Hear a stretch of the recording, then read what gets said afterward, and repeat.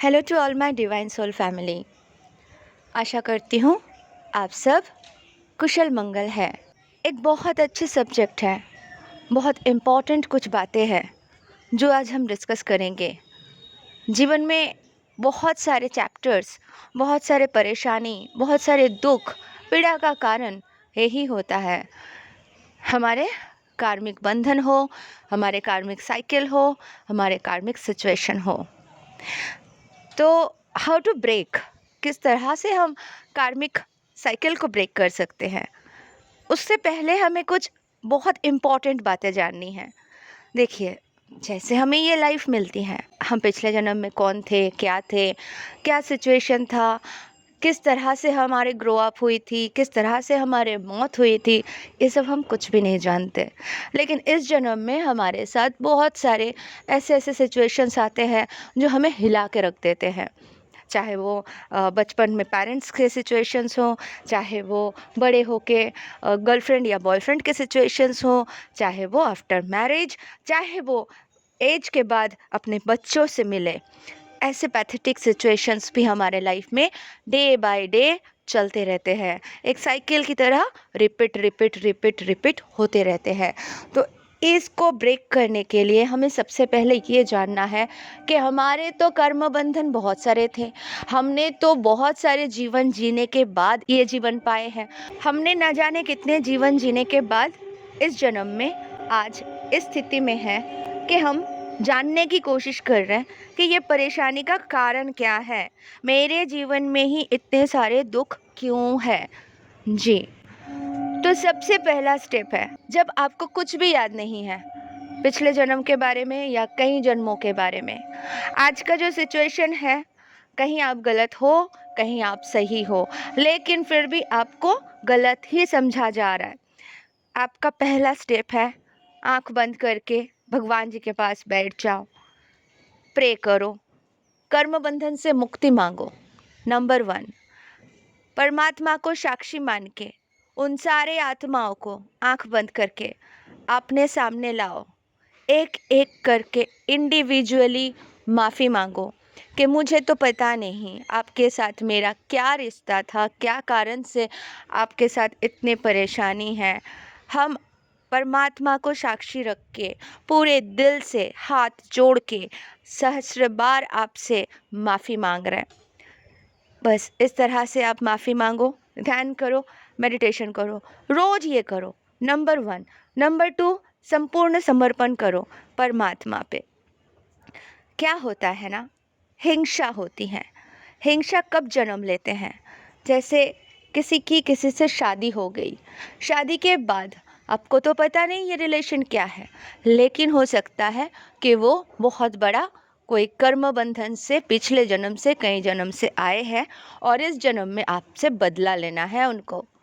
तो आपके साथ व्यवहार शुरू शुरू में शादी के जैसे सबके होते हैं, बहुत प्यारे प्यारे रहेंगे, जैसे फेरी टेल्स वाले, बहुत आप सपने सजा के शादी करने गए हो, वो भी अच्छे से रखेंगे। लेकिन 5 मंथ्स, 6 मंथ्स, 1 साल, 2 साल, उसके बाद आप देखोगे कि दरार तो शुरू हो गए हैं।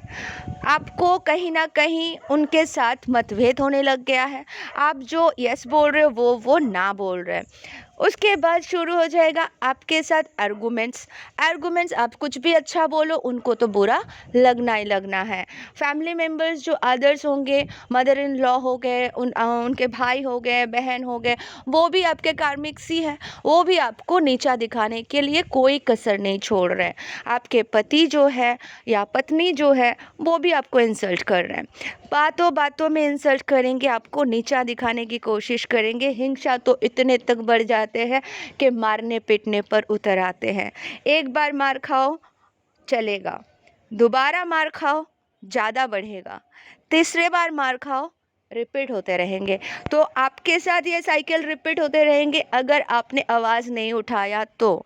आवाज़ यानी ये नहीं कि बाहर जाके बोलते फिरो, आवाज़ यानी प्रोटेस्ट करो कि एक बार मार दिया, दोबारा मार दिया आपके बिना गलती के। उनको क्या लगेगा, ये तो सहने के लिए आई है, इनके पास तो ऑप्शन ही नहीं है, ठीक है, ये तो कहीं जाएगी नहीं, हमारे लिए सर्वेंट है और काम करेगी, घर में रहेगी, जब चाहो पिट दो।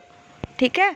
तो इस तरह से इतने सारे नारी निर्यातन और ये सब केसेस तो आप सब जानते हो। तो बिकॉज ऑफ ये सिचुएशन माँ बाप क्या बोलते हैं, वही तुम्हारा घर है, वहाँ जाके रह जाओ, जो हो रहा है हो जाए, आना मत। ये बहुत ओल्ड थॉट, ओल्ड थिंकिंग रहा है। अभी विचार बदल गया है। अभी के पेरेंट्स जो होते हैं ना, फादर ऐसे होते हैं कि नहीं, मेरे बेटी के साथ निर्यातन हो रहा है, चलो, मेरे बेटी के साथ अन्याय हो रहा है, चलो बेटी घर चलो, हो सकता है नेक्स्ट शादी कराएंगे, पॉसिबल है। और पापा अगर ऐसे है तो बहुत आप लकी हो, क्योंकि अगर कोई आपको एक बार मार रहे, दो बार मार रहे, तीन बार मार रहे, तो आप जान लो वो लाइफ टाइम आपको अब खाना ही है, पिटते रहेंगे, सारे लोग मिलके पीटेंगे, ठीक है, टांग देते हैं। तो ये सिचुएशन, ये स्थिति आने क्यों देना है हमें अपने लाइफ में, ठीक है। इसके लिए हमें क्या करना है, शादी से पहले से ही हम प्रोटेक्शन ले सकते हैं, या कोई रिलेशनशिप में जाने से पहले ही हम प्रोटेक्शन ले लें। तो प्रोटेक्शन लेना बहुत ज़रूरी है, क्योंकि ऐसे लोगों से आप डील करोगे तो वो तो आपको सिखाने के लिए आए हैं। आप जब तक नहीं सीखोगे वो आपको करते जाएंगे, आपको सिखाते जाएंगे और लेसन्स देते जाएंगे, एनर्जी ड्रेनेज करेंगे, आपको ह्यूमिलिएट करेंगे, आपको अब्यूज़ करेंगे, आपको गंदे वर्ड्स बोलेंगे, आपके साथ वो हर चीज़ करेंगे जिससे आपका सेल्फ रेस्पेक्ट का कोई नामो निशान ना रहे। आप एक वस्तु बन के रह जाओ और आपको लगे कि क्या जीवन का मतलब ही क्या है। तो इसीलिए सबसे पहली बात है, अपना वाइब्रेशन हाई करें। शादी से पहले बहुत ज़रूरी है। रिलेशनशिप में जाते हो, उसी को अट्रैक्ट करते हो, या तो आपके पास्ट लाइफ कर्म बंधन के कारण आएंगे, या तो आपके एनर्जी के अकॉर्डिंग आएंगे। तो एनर्जी को हाई कर लेना है हमें पहले से ही। हमारे कॉन्शियसनेस लेवल जिस स्तर पे होंगे, हम उसी स्तर के एनर्जी के बॉयफ्रेंड या गर्लफ्रेंड पाएंगे। जो लो होते हैं वो लोग को ही अट्रैक्ट करते हैं। और क्या होता है, एक दो साल के अंदर मार पिटाई, कितने केसेस आ रहे हैं, है ना, मर्डर मिस्ट्री, कुछ भी होता है। लिविंग में चले जाते हैं कोई भी किसी के साथ रहने, जाने अनजाने, अट्रैक्शन हो गया, चले गए, उसके बाद केसेस तो आपको पता ही है। तो ऐसा हो जाता है, वो सिचुएशन अपने लाइफ में ना आए। कुछ भी हो सकता है, कभी भी किसी के साथ कुछ भी हो सकता है। तो इनसिक्योरिटी होती है, तो इनसिक्योर जीवन ना आए उसी के लिए है सबसे पहला समर्पण। दूसरा, माफ़ी मांग लो सारे आत्माओं से, रोज मांगो। तीसरा, ध्यान मेडिटेशन करके अपने आप को उच्च स्तरीय आत्मा बनाए, अपने आप के स्तर को ऊपर ले जाए, ठीक है, ताकि जो आपसे मिलने आए वो लो लेवल के, लो कैटेगरी आपके दूर दूर तक आ ना पाए। तो वो हो जाएंगे आपके कार्मिक साइकिल ब्रेक का थर्ड पार्ट, तीसरे सबसे बड़ा की कार्मिक साइकिल ब्रेक करने का। जैसे आप समर्पण करते हो, भगवान जी आपके लिए काम शुरू कर देते हैं। जो भी सिचुएशन आ रहे हैं, वर्स्ट से वर्स्ट आपको लग रहा है मैं तो समर्पण कर दिया फिर भी क्यों आ रहा है, वो बहुत बड़ा आने वाले थे, छोटे से होके आ रहे हैं ताकि आप संभल जाओ। क्योंकि जब आप अपने पापा को बोलोगे ना कि पापा अब तुम ही संभालो, मुझसे ना हो रहा है, तो पापा क्या करेंगे, शट आउट करेंगे बहुत अच्छे से। तो भगवान जी आपके पापा है जो शट आउट कर रहे हैं, बड़े बड़े प्रॉब्लम्स छोटे छोटे करके आपके सामने ला रहे हैं और आपको बोल रहे बेटा निकलते जाओ, ये तुम्हारे कर्म बंधन थे। तो फर्स्ट चीज़ हो जाती है समर्पण। समर्पण के बाद दूसरी हो जाती है माफ़ी मांगना। रोज मांगो, सोच सोच के मांगो, बचपन से लेके अब तक के जो भी गलती है सबसे माफ़ी मांगते जाओ। अंदर माफ़ी मांगो, बाहर जाके मत बोलो कि मैं आपसे माफ़ी मांगती हूँ या आपके बारे में सोचती हूँ, क्योंकि आप क्या कर रहे हो, उनके हायर सेल्फ से माफ़ी मांग रहे हो, और वो भी एक प्योर सोल है, लेकिन कर्म बंधन के कारण वो भी आपके साथ गलत व्यवहार कर रहे हैं। तो आपके बच्चे अगर हाई वाइब्रेशन में है, अगर वो समझ चुके हैं, कॉन्शियसनेस लेवल उनका हाई है, तो कहीं पे भी जाए, कोई भी सिचुएशन हो, किसी भी कंट्री में चले जाए, कभी भी गलत रिलेशनशिप में वो नहीं पड़ेंगे। कंफर्म है, कुछ भी नहीं हो सकता, वो प्रोटेक्टेड रहेंगे, क्योंकि आपने उनको अवेयरनेस दिया, उसने सीखा, आप खुद प्रोटेक्शन लेते हो एंजल से, डिवाइन से, आप उनको प्रोटेक्शन दे रहे हो, तो आपके बच्चे सुरक्षित रहेंगे। इनसिक्योरिटी कब होते हैं, जब आपको पता ही नहीं, वॉरीज करते रहते हो। अरे समर्पण कर दो, सब कुछ बेटर होगा, ब्यूटीफुल होगा। जिन्होंने जीवन दिया है उनको पता है आपसे अच्छा क्या होने वाला है, क्या करने वाला है। तो बहुत अच्छे से अपने ऊपर वर्क कीजिए, इनर वर्क पे ध्यान दीजिए, किसी को हर्ट मत कीजिए। बचपन से लेके अब तक जिसको भी हर्ट किया है जाने अनजाने में, उनसे माफ़ी मांगते जाइए।